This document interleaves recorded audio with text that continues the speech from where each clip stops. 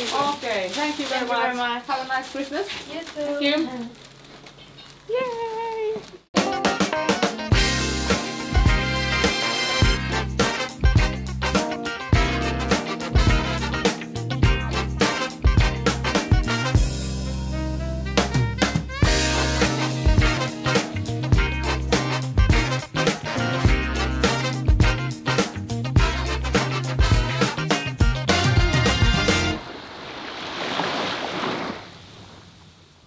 Grennan taajama sijaitsee Jönköpingin läänissä ja Smålandin historiallisessa maakunnassa Ruotsin toiseksi suurimman järven Vätternin itärannalla. Kreivi Pietari Brahe perusti Grennan kaupungin vuonna 1652. Tuolloin kaupungin nimenä oli Brahe-Grenna.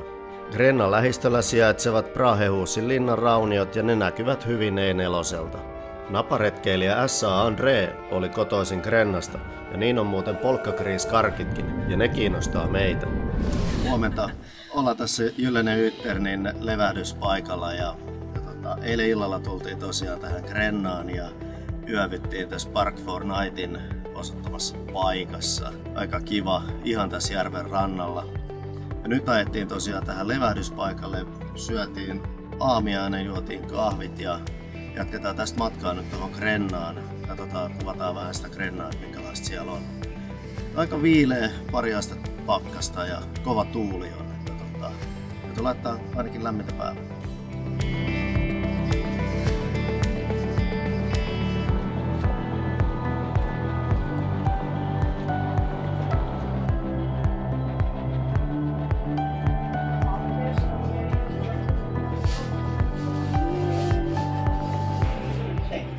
Ja, haluan maistaa.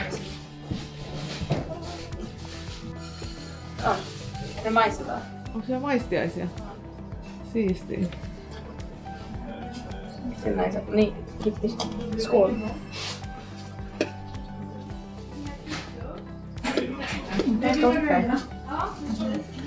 Hyvä. Aika hyvä.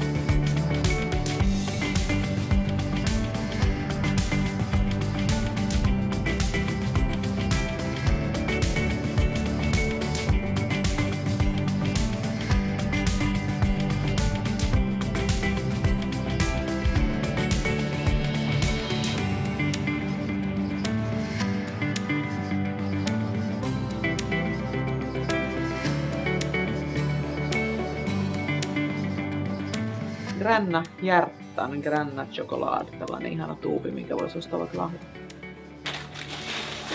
Okay, thank you very much. Have a nice Christmas. You too. Thank you. Yay! Teepä oikeesti vaan. Autokin alkaa nyt juosta.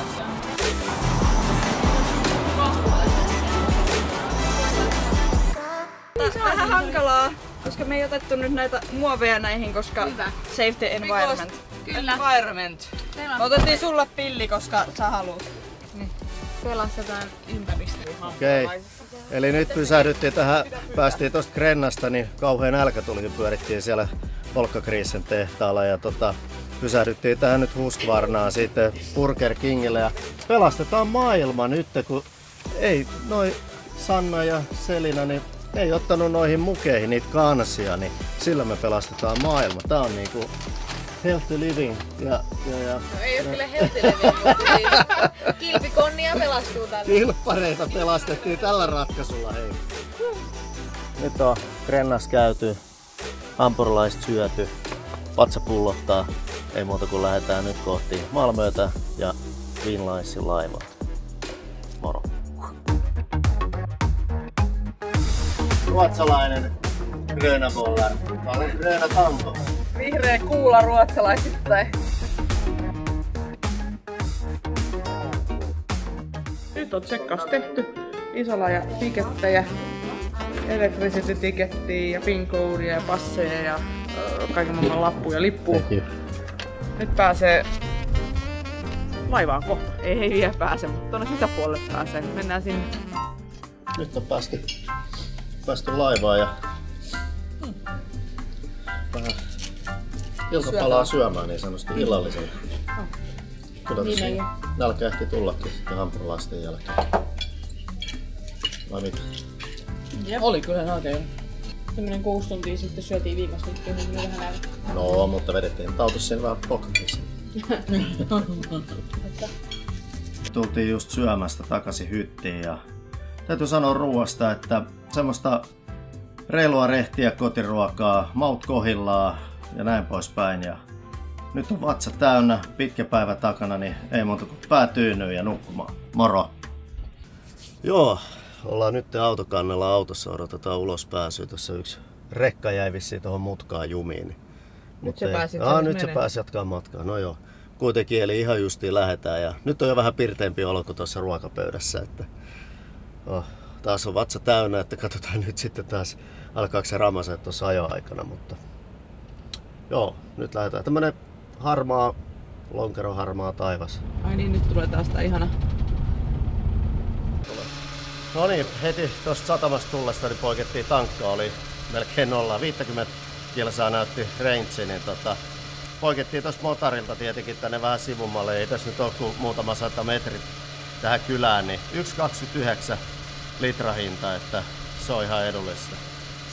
Se kannattaa aina muistaa, että ei kannata tuohon ihan moottoritien varteen noilla isolla asemilla, mitkä on tuossa moottoritiessä kiinni, niin siellä on aina sitten se 10-30 senttiäkin kalliimpaa toi nafta tai polttoaine.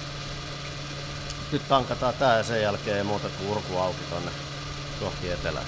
Tankattiin tosiaan tossa ja toi 1,29 tuntuu näillä, kun olet tottunut Suomessa näitä yli 1,50 hintoihin, niin alkoi tuntua jo tosi edulliselta, että sillä tavalla. Saapumisaika meillä näyttäisi olevan navigaattorin mukaan 17.46, mutta se nyt ei tietenkään huomioi, sitten varmaan jotain taukoakin pidetään, mutta jos me nyt 8 mennessä ollaan perillä, niin sitten ollaan jo iloisia. Mutta tietenkin jos ollaan tuossa 6-7 aikaa, niin sehän on vaan hieno homma. Mutta ei, tästä tää sunnuntai, ainakaan toistaiseksi ei ole kyllä liikennettä yhtään, mutta vastahan me taas lähettiin, että tää liikenteet vielä kerkeä tulla eteen, että päästään noiden isojen kaupunkien ääreen.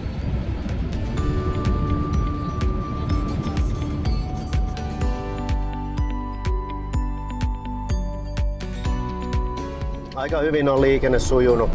Tää oli ensimmäinen stau, mikä tässä nyt oli, eikä tääkään nyt sit kauhean kauan nyt loppupeleissä kestänyt, että mitä tässä nyt sitten vähän körötellään.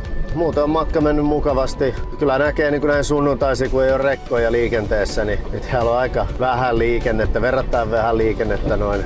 Kyllä ne rekat tekee tähän hommaan ihan oman mausteensa sitten. Että pysähdyttiin nyt tässä tämmöiselle pienelle välipalalle ja meidän Healthy Food sarja saa jatkoa eiliseltä hampurilaislounalta, niin nyt meillä on hodareita, että paranee vaan. Mutta nythän on sunnuntai. Ei hirveästi ollut kaupat auki täällä taas, ei taas muistettu sitä. Kyllähän me nyt tiedetään, niin monta kertaa täällä pyöritty, mutta ei se mitään. Onneksi jääkaapista jotain löytyi tämmöiseen ensihätään. Ja katsotaan sitten, löytyisikö Ranskan puolelta, nyt kun on nämä joulunpyhät, niin voisi tämmöiset isommat Carrefourit ainakin olla auki. Ja jos sieltä päästäisiin vielä jotain vähän hankintoa tekemään.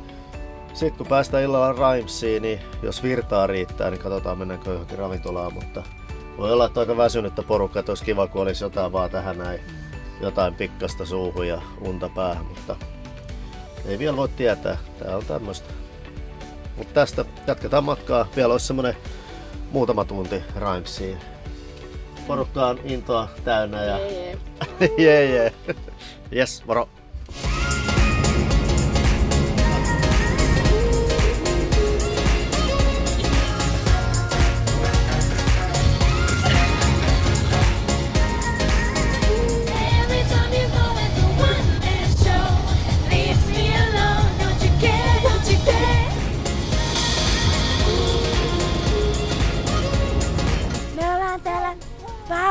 Paula radiossa.